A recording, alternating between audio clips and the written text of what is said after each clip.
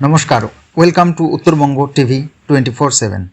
ভারতীয় বিদেশ মন্ত্রী ডক্টর এস জয়শঙ্করের উপর লন্ডনে খালিস্তানিরা হামলার চেষ্টা করেছে। এখানে আপনি দেখতে পাবেন যে এই বিষয়ে অসংখ্য প্রতিবেদন প্রকাশিত হয়েছে। খালিস্তানি চরমপন্থীরা লন্ডনে ডক্টর এস জয়শঙ্করের উপর হামলার চেষ্টা করেছে, সেটা অত্যন্ত নিন্দনীয়।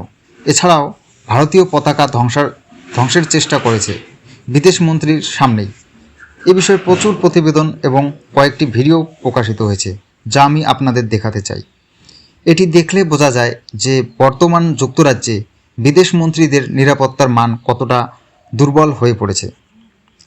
এই ঘটনার পর ভারত সরকার যথাযথভাবে এর প্রতিবাদ জানিয়েছে এবং প্রশ্ন তুলেছে, এই ধরনের নিরাপত্তা কি বিদেশি মন্ত্রীদের জন্য যথেষ্ট?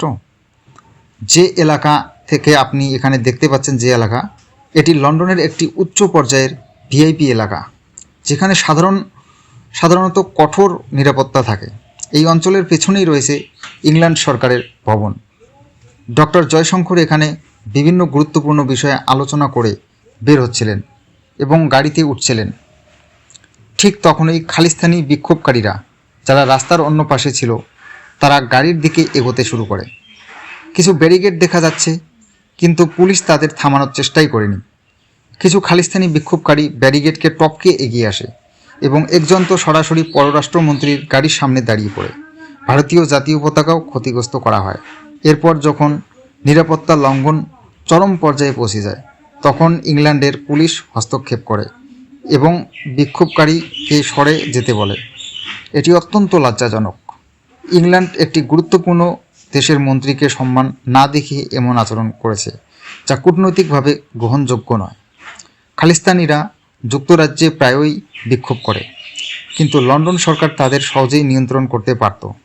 একজন বিক্ষোভকারী সরাসরি গাড়ির সামনে দাঁড়িয়ে গেল, অথচ পুলিশ নীরব দর্শকের ভূমিকা পালন করল।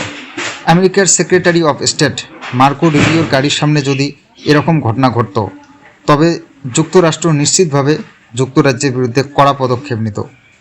এছাড়াও এটি নতুন কিছু নয়। 2023 সালেও লন্ডনে ভারতীয় হাই কমিশনের উপর হামলা হয়েছিল।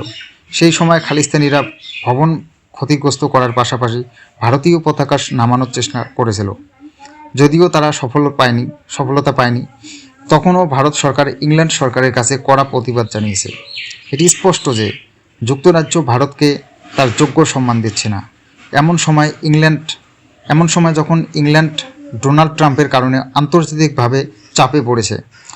যুক্তরাজ্য বা ইংল্যান্ড যদি আমেরিকার মতোই কূটনৈতিক সম্মান আশা করে, তবে তাদেরও ভারতীয় মন্ত্রীদের নিরাপত্তা নিশ্চিত রাখতে হবে। আর মজার বিষয় হলো, ইংল্যান্ড কূটনীতিকদের নিরাপত্তা নিয়ে তাদের নিজেরাই কতটা চিন্তিত।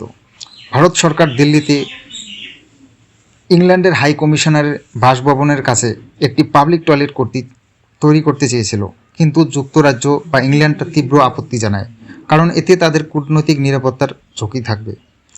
কিন্তু একই ইংল্যান্ড যখন ভারতীয় বিদেশমন্ত্রী ভারতীয় দূতাবাসের নিরাপত্তার প্রশ্ন আসে, তখন নীরবতা পালন করে। তাই ভারত সরকার কঠোর ভাষায় নিন্দা করেছে এবং ইংল্যান্ডের কাছে তাদের কূটনৈতিক দায়িত্ব পালনের আহ্বান জানিয়েছে। 1961 সালের ভিয়েনা কনভেনশনের অধীনে প্রতিটি দেশ দায়বদ্ধ যে তারা তাদের দেশে আসা বিদেশি কূটনীতিকদের যথাযথ নিরাপত্তা দেবে। যখন ভারত কানাডা কূটনৈতিক সম্পর্কের টানাপোড়া চলছিল, তখন ইংল্যান্ড কানাডার পক্ষে অবস্থান নিয়েছিল এবং বলেছিল, ভারত কানাডিয়ান কূটনীতিকদের বহিষ্কার করে ভুল করেছে। কিন্তু এখন ইংল্যান্ড নিজেই সেই ভিয়েনা কনভেনশনের যে চুক্তি, সেটা লঙ্ঘন করেছে। এই পরিস্থিতিতে ভারত সরকারের উচিত কঠোর পদক্ষেপ নেওয়া। ট্রাম্প যখন ইংল্যান্ডের কিয়ার স্টারমার সরকারকে চাপে ফেলছেন, তখন ভারত এই সুযোগ কাজে লাগাতে পারে এবং যুক্তরাজ্যের বা ইংল্যান্ডের উপর কূটনৈতিক চাপ সৃষ্টি করতে পারে।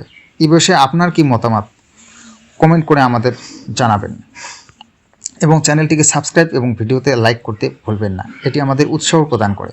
ধন্যবাদ।